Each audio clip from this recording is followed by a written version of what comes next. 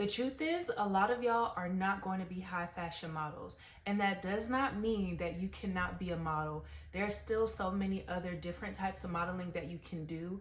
But the honest truth is, if you are 5'5", if you're 5'3", you're not about to do high fashion, so hang it up.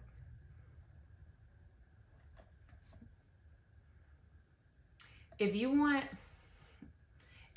more unapologetic, if you want more truths about the modeling industry, make sure you hit that like button and you subscribe for more. All right. So the first thing that we're going to do is break down the modeling industry, because there are different types of modeling that you need to know and understand.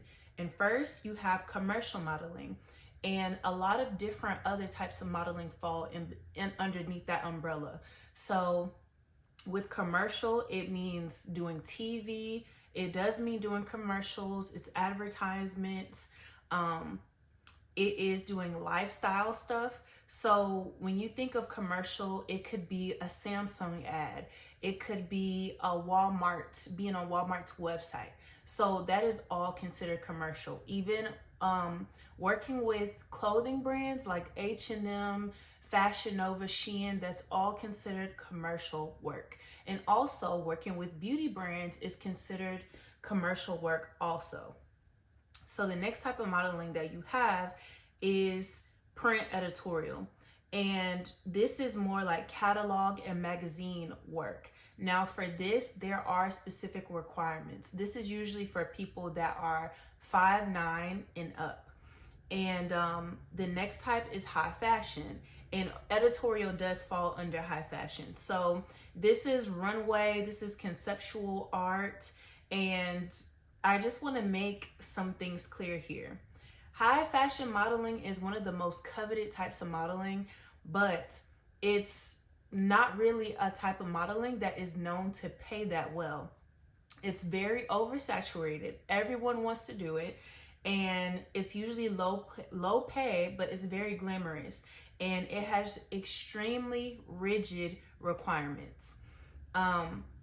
When it comes to print editorial, the same thing goes. For commercial, there aren't really any size requirements or height requirements. So I honestly think that commercial modeling is where a lot more people fit in, yet they try to force themselves into being high fashion models. And the industry might be a little more lenient than it used to be, but y'all, if you're 5'3", you're not about to be a high fashion model. Let's just get to it. Okay. So the next point is that you need to find your niche. So the key question is not to ask yourself, am I pretty enough to model? Because that really doesn't matter. It's more so about what product are you able to sell. Remember that modeling is marketing. That's all that it is. You are selling a product. And for example, some of the jobs that I have worked on before, I have done skincare products, right? I have great skin, I have big lips, I have lots of space on my eyes, and I have a great complexion. So I am really good at selling beauty products. So I do work with a lot of beauty brands. I am also pretty athletic. So I can work with a lot of athletic brands like Alo, Lululemon, not Fashion Nova, Nike. I couldn't get the words out. But yes, you have to ask yourself, what can you sell? What attributes do I have that make me able to sell XYZ product? So you also need to look at your height, your body type, and your personality. So if you are tall, if you're like 5'11" and you're a size 0, baby, you can do high fashion. Yes, that's for you. And you still could do commercial work too. You know, you don't have to just pick one. If you are tall enough, you could do both sides. But if you don't meet the requirements, you are going to be in commercial modeling. But still, also for a lot of people that are self-conscious about their acne, Do not think that you need to have clear skin in order to be a model. There are plenty of models that have scars, that have acne. I have body scars all over, and it has not stopped me from doing stuff. I have worked with Skims, and that's lingerie. My entire body had to be out. So don't worry about stuff like that. They also do need people who have real skin. A lot of times they ask for models who have blemishes and that type of thing so that they can show a clear before and after of how well the product works. Okay, so once you figured out where you belong based on those questions, you need to really think of modeling as a job. Of course, this is something that can be fun, but a lot of people want to be models for the wrong reasons. And they don't treat this like a job. Modeling is a business, and you are in charge of your career, not anybody else. It's all on you. So that brings me to the next point. So it's all business and business strategy, right? So now that you've identified where you belong in the fashion industry, in the modeling industry, you're going to start looking for modeling agencies. So I personally don't think that if you're a beginner model and you really don't know anything about the industry, I don't think you should build a portfolio, because you are going to be spending your money to build this, and it's probably not the right images. So what I suggest for a newbie coming into the industry is that you use this website called Models. It's literally models.com, and I'll make sure that I put the link in the description box so that you all can find it. Go to Models. Because this is the industry standard, and this is an amazing resource. It has everything from models up there, models are listed, modeling agencies, makeup artists, stylists, photographers. So if you are trying to get signed to a modeling agency, you are going to go up there and you are going to look based on where you have assessed that you belong. If you are 5'5" and you have great skin or whatever, you're going to go on models.com and you're going to look for agencies in the area that you would like to be signed. So remember, if, for example, if you live in Atlanta, but you want to do beauty modeling and that type of thing, you're going to have to go where that type of modeling is done and where those type of jobs are shot. So you're probably going to have to be signed in New York or LA. So when you're trying to get into this, that is something to think about, and you will have to travel. Now, that's a whole nother conversation, but yes, you will have to make that decision and you will have to travel. There are a lot of agencies that are within smaller markets, but if you're trying to do the big jobs, you have to go to the big job, to the big job markets. You have to go to the New York, LA, Miami, other markets, outside of the country.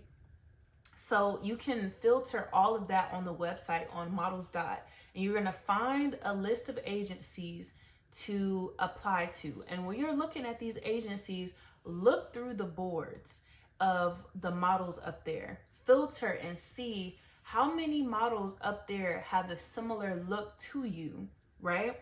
Because that's going to kind of tell you like, okay, are they going to be able to best represent me? They already have girls or guys on their roster and clients are booking them. So that means that I could possibly get in with these type of clients, right? So once you have built that list of 20 to 40 agencies, you are going to start applying to them. And you want to treat this like it is a job application, because it is. So what you're going to do is you're going to take digitals. And digitals are basically clean, simple photos that are taken at home, or they can be taken in a studio. If you don't have the money to invest in good digitals, that is okay. There is an art to taking digitals though. You need to make sure that you have on the right outfit. You need on an all black outfit unless they specify something different on the website. Sometimes they will ask you to wear neutral colors or wear jeans, but if they don't specify, wear all black and wear something that is form-fitting, but it shows off your personal style. So nothing with words on it. Like you can do a black tank top and then do some black jeans and a heel. Do not wear block heels. I absolutely hate those. And most agents, like, just don't wear those. Like, ugh, they're so ugly and they're tacky. Don't do that. You can wear loafers. You can wear a little stiletto. You can wear, I can't remember what, like a pump, or you could do boots. But please leave the block heels alone. It just does not look professional at all. Okay, so for fellas, you're gonna wear a simple black shirt, some black jeans, and put on loafers or like a casual sneaker, like some Sambas, something like that. Cool. Shoot in good natural lighting, preferably in front of a big window or outside in front of a blank wall, a wall that's like white or a neutral color. Or you can even do a brick wall. That's cool. So when you take your digitals, you're going to do a full body shot, a 3/4 shot, close up, and you're going to do your profiles. And sometimes on the websites, they will specify and say that they want you to slate or make a video. And a slate is basically saying, hi everyone, my name is Sade McCollum. I'm 26 years old and I'm currently located in Los Angeles, California. Here are my profiles. Turn to the side, turn to the side. Sometimes they ask for stuff like that, but if they don't worry about that. Okay. So after you've taken your digitals, make sure that you follow the directions on the application to a T. Follow all the directions and you submit. And usually it takes a couple weeks to hear back. If you never hear back from an agency, it's usually a no. But sometimes you will hear back and they'll either say, yes, we're interested, or hey, not right now, try again later. So that is something to keep in mind. It took me a while to get signed. I applied for months and I was hearing some stuff back, but some of the agencies were interested, but I didn't necessarily have the look that they were looking for. They were like, hey, you look great, but we're not interested right now. And I just kept persisting. I kept going at it, and then eventually I got signed. So my final word is that you have to treat modeling like it is a business. This isn't just playing dress up or playing makeup. You are working. And remember that the most beautiful person does not always book the job. So do not think that you can't do this just because you don't think you're conventionally beautiful. That's fine. The most professional and the most versatile person gets the job. So you need to stop treating your modeling career like a hobby and treat this like a job. So I hope you guys enjoyed this video. Make sure you like, comment, and subscribe, and I'll see you in the next one.